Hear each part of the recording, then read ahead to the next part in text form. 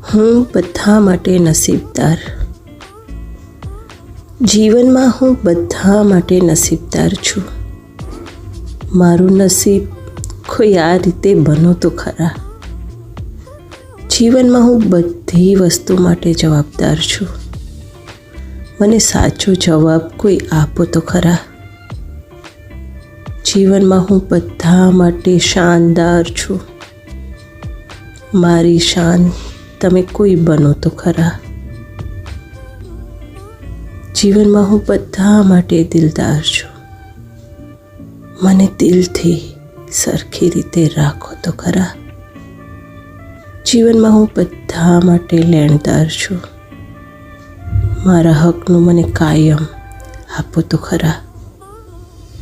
લેખિકા ક્રીઝા મોણપરા કવિશા. પ્રસ્તુતિ દીપાલી વસંત.